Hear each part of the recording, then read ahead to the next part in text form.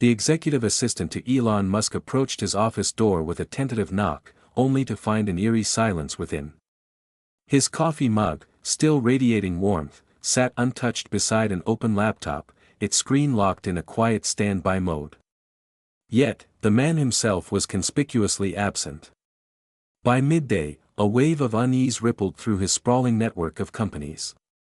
Investors, having journeyed from Tokyo with eager anticipation, arrived to discover their scheduled meeting with him had evaporated into thin air. The media erupted with wild speculations, secret government rendezvous, sudden health crises, or groundbreaking innovations shrouded in mystery. His security detail held the truth close, their lips sealed tight. The world's most recognizable CEO had vanished without a trace, leaving his empire of rockets and electric vehicles unattended for a full 2 months. Many assumed he was holed up, crafting a revolutionary new technology or brokering billion-dollar deals in secrecy. They were mistaken. What Elon truly undertook during those months, the reason behind his abrupt departure at the peak of his success, and how it reshaped his understanding of what truly matters will rekindle your belief in the human spirit. The executive assistant lingered at the threshold of Elon Musk's office, her hand poised to rap again, clutching a stack of documents awaiting his signature. Her task was to remind him of a critical meeting with Tokyo-based investors, who had flown in to discuss cutting-edge solar panel technology. When her knock met with no response, she cautiously pushed the door open, revealing an empty room. A half-filled coffee cup rested on his desk, and his laptop glowed faintly, locked as if he'd stepped away for a brief moment. But Elon Musk hadn't merely stepped out. He was already soaring at 30,000 feet, his private jet charting a southward course. No advance notice reached his staff, the press, or even most of his executive team.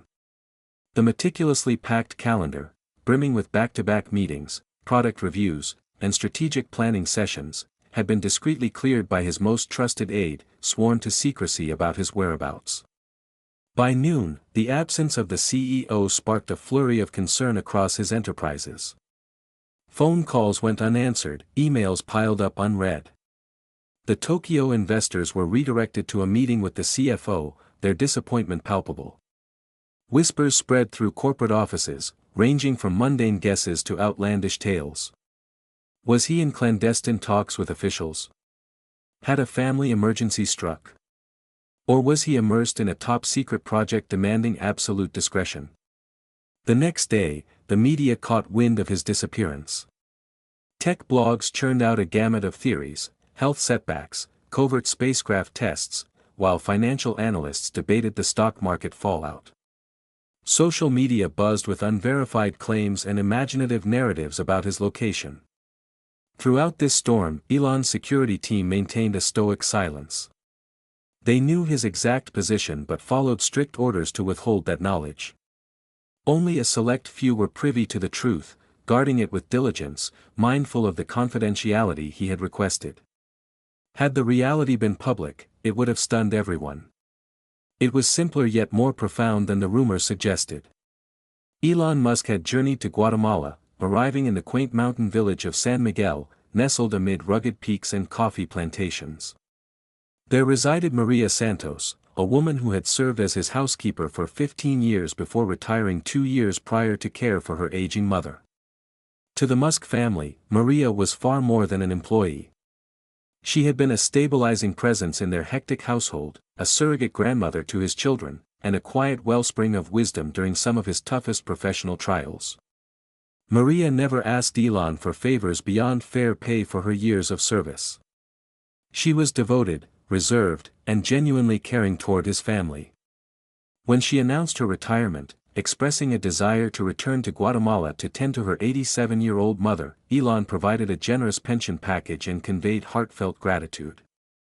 They stayed connected, exchanging occasional emails and holiday cards. Maria sent photos of her family and village life, while Elon shared updates about the children she had helped raise. Through this correspondence and mutual acquaintances, Elon learned of the hardships plaguing Maria's village. San Miguel, home to about 800 souls, relied heavily on coffee farming and traditional crafts sold at markets. The village lacked basic infrastructure taken for granted in the US, clean running water was scarce, electricity was unreliable at best, and the nearest medical facility lay 2 hours away over roads that turned treacherous during the rainy season. The local school educated children only up to age 10, after which a 5-mile trek to the nearest town was required for further learning. Consequently, many children, especially girls, ended their formal education in their teens. These challenges weighed heavily on Elon upon discovery. He could have written a substantial check to address them or dispatched engineers and contractors to install infrastructure, but something about that approach felt hollow and impersonal. Maria had given his family years of care, wisdom, and devotion. The people of her village deserved more than his money or technology, they merited his time, personal engagement, and a willingness to see their needs through their own eyes. Thus, on a Tuesday morning in April, Elon Musk slipped out of his office, boarded his private jet, and flew to Guatemala. From there, he traveled by car into the mountains, navigating increasingly narrow and winding roads until he reached San Miguel as the sun dipped behind the peaks. Maria awaited him at the village's edge, her petite figure silhouetted against a dramatic sunset. As the car halted and Elon emerged, her face broke into a wide smile, crinkling the corners of eyes now framed by more wrinkles than he remembered. She wore a simple hand-embroidered blouse with traditional patterns and a long skirt, her black hair streaked with silver woven into a practical braid. "Senor Elon," she said, approaching with the warm familiarity of someone who had nurtured his children. "Welcome to my home." Elon embraced her, genuinely delighted to reunite with the woman who had been a steadfast pillar in his home. "Good to see you, Maria. And please, after all these years, just Elon." Maria guided him through the village, a cluster of modest homes encircling a central plaza with a small church and community hall. Some houses were built of concrete blocks, others of traditional adobe with tiled roofs. Chickens roamed freely, children played in the fading light, and elders sat on porches, watching the day's end unfold. Villagers nodded politely to Maria as she passed, casting curious glances at the tall foreigner by her side, though none seemed to recognize him. Far from the tech hubs and financial districts where his face was instantly known, Elon was merely a guest, Maria's friend from America. Maria's home was a tidy concrete structure with a corrugated metal roof, perched on the village's outskirts with a view of the mountains. Inside, it was sparsely furnished but immaculately clean, adorned with vibrant handwoven textiles on the walls and furniture. In a rocking chair by the kitchen sat an elderly woman with deep wrinkles and alert, keen eyes, Lucia Santos, Maria's mother. "Mama, this is Senor Elon, my employer from America whom I've told you about," Maria said in Spanish. Lucia regarded Elon with curiosity, then smiled and extended a hand gnarled by arthritis yet still firm. "Welcome to our home," she said in Spanish, with Maria translating, though Elon grasped the basic greeting. "Gracias, Señora Santos," he replied, using one of his few fluent Spanish phrases. "It's an honor to meet you." That first evening set the tone for an extraordinary 2-month stay in San Miguel. Maria prepared a simple yet flavorful dinner of black beans, rice, homemade tortillas, and fresh vegetables from her small garden. They ate by the glow of a single electric bulb that flickered with the village's erratic power supply. During the meal, Maria explained she had informed the village council of Elon's interest in aiding the community but withheld his full identity and resources. She believed it best for him to build relationships organically before such details emerged. "They know you've succeeded in business and technology," she explained, "but here, what matters most is how you treat others and respect our ways. Wealth alone doesn't earn respect." Elon appreciated this perspective. Accustomed to people reacting to his wealth and status, the chance to be valued for his character and actions rather than achievements or resources was a refreshing shift. The next morning, Elon met with the village council, a group of 7 elected representatives aged 30 to 75, gathered in a modest community building around a weathered wooden table bearing the marks of countless meetings. Maria attended as translator and guarantor of Elon's good intentions. Antonio Ramirez, the council head and a weathered coffee farmer with a thoughtful demeanor, spoke first. "Senor Musk, Maria told us you wish to help our village address some of its challenges. We're grateful for your interest, but we've encountered well-meaning outsiders whose aid created new problems by misunderstanding our community. Before discussing specific projects, we'd like to know why you came and what you hope to achieve here. It was a fair question, posed with dignity and directness. Elon valued the lack of deference or assumption that his help would be welcomed unconditionally. I came because Maria was a vital part of my family's life for many years, he explained, with Maria translating. She cared for my children and home with kindness and dedication. When I learned of the struggles her village faces, I wanted to help not just by sending money, but by understanding your true needs and working with you to create lasting solutions. He paused, then added, I'm not here to impose my ideas or seek gratitude. I'm here to learn from you, to grasp what will genuinely improve life in San Miguel, and to collaborate on those improvements with respect for your culture and traditions. As Maria relayed his words, Elon noticed council members exchanging glances. Their expressions held caution but also a tentative openness. Antonio nodded slowly. These are fine words, but actions speak louder. We suggest you spend time in our village, learn about our daily life and challenges, before we plan specifics. Is that acceptable to you? Elon readily agreed. This approach aligned perfectly with his intent to understand the community's needs from their perspective before proposing solutions. Thus began an immersion into village life that profoundly impacted not only San Miguel but also Elon himself. Each day brought fresh insights, new connections, and a deeper appreciation of the community's challenges and strengths. The first week, Elon spent observing and participating in daily routines. He joined men working the coffee fields, learning the meticulous process of harvesting and processing beans. He sat with women weaving intricate fabrics on traditional looms, their fingers moving with practiced precision to create patterns reflecting their culture and history. He visited the village school, where a dedicated teacher instructed 40 children of varying ages in a single room with limited resources yet boundless enthusiasm. What struck him most during this initial phase wasn't the poverty, though evident, but the ingenuity and resilience of the people. Nothing went to waste. Everything was repaired, repurposed, or ingeniously reused. Children crafted toys from discarded materials that would have been landfill-bound in the U.S. Families shared resources and labor, ensuring basic needs were met even when individual households faced hardship. Evenings often found Elon on Maria's small porch with Lucia Santos, listening as the elderly woman shared tales of the village's history and traditions.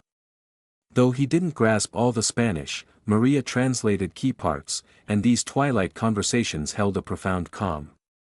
Lucia spoke of how the village had evolved in her lifetime, of traditions preserved and lost, and her hopes for her grandchildren and great-grandchildren.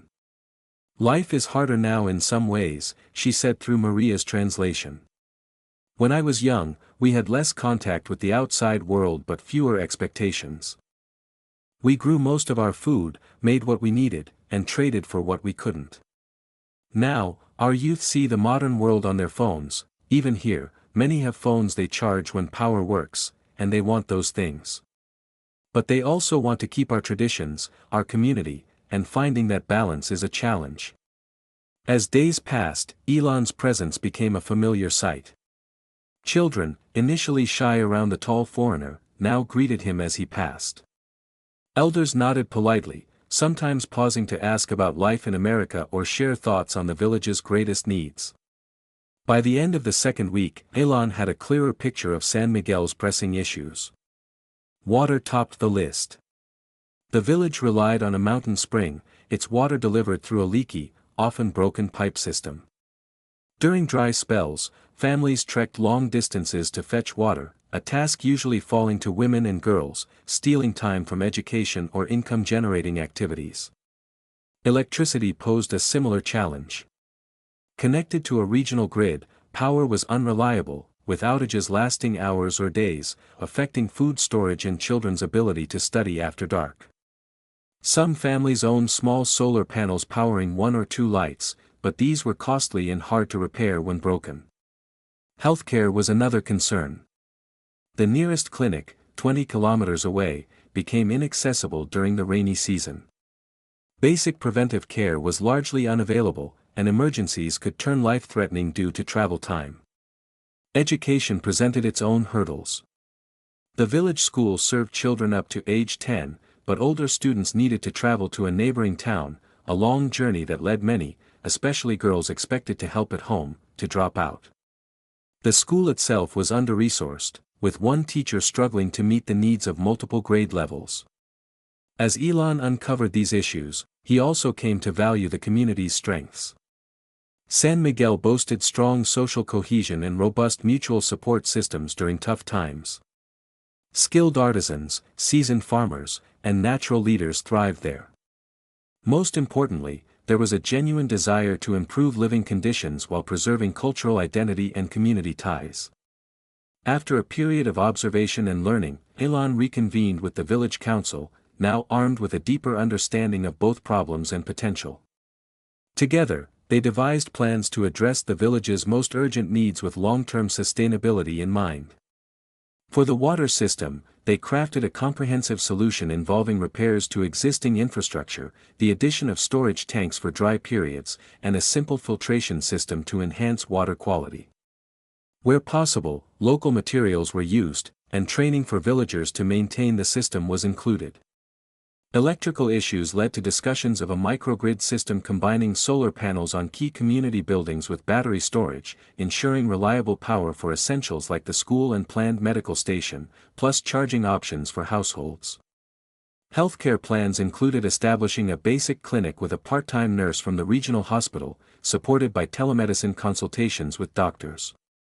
This would be complemented by training several villagers in first aid and basic health monitoring.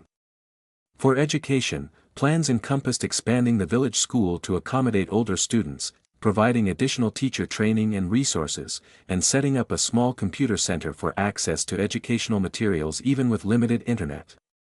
What set these plans apart from typical aid projects was the deep involvement of villagers at every stage. Elon didn't just deliver solutions, he collaborated with community members to develop approaches blending modern technology with traditional knowledge. He learned sustainable farming techniques from an elder farmer while sharing insights on solar efficiency. The implementation phase further immersed Elon in the daily realities of village life. He worked alongside men digging trenches for new water pipes, his hands blistering and back aching from the unfamiliar labor. He sat with women discussing the design of a new school kitchen, attentively noting their practical suggestions born of years cooking for large families with limited means. Evenings saw him playing soccer with children, learning their names and listening to their surprisingly insightful ideas for school improvements. During this time, Elon lived in Maria's home, embracing a simple lifestyle and adapting to the village's rhythm. He bathed with bucket water heated on a stove, ate local meals of beans, rice, vegetables, and occasional meat, and experienced the inconveniences of unpredictable electricity. These weren't hardships endured to prove a point, they were part of understanding the context in which any solutions needed to function. One evening, about a month into his stay, Elon sat with Maria on her porch, watching the sunset paint the mountains in striking orange and purple hues. They had spent the day working on the water system and were tired yet satisfied with the progress. "You know," Maria said thoughtfully, "when you first told me you wanted to come here and help, I was worried." "Worried? Why?" Elon asked, surprised, as many wealthy Americans visit places like San Miguel, quickly building something, snapping photos for charity websites, and leaving. What they build often breaks after they're gone, and we end up worse off, reliant on systems we can't maintain ourselves. She looked at him directly, "But you're different. You listen. You learn from us. You don't just teach us. You ensure we know how to carry on what you help us start." Elon nodded, grasping her concern. "I've seen too many tech solutions fail because they ignored the human factor, the need for maintenance, the importance of cultural fit, the reality of available resources. The best technology in the world is useless if it doesn't solve real problems in a way people can sustain." "The village children will remember this time," Maria said quietly. "Not just that an American came to help, but that he treated their parents and grandparents with respect, played with them, and listened to their ideas. That might be as important as the water system or school improvements. As projects advanced, neighboring villages learned of San Miguel's efforts. Visitors arrived to observe the work and inquire about replicating improvements in their own communities. Elon and the council welcomed these inquiries, recognizing the potential for regional impact beyond San Miguel. Notably, a group of young people from San Miguel and surrounding villages formed a technology and maintenance cooperative. These youths, many of whom had considered moving to cities or risking perilous journeys to the US for opportunities, now saw a future in their home communities.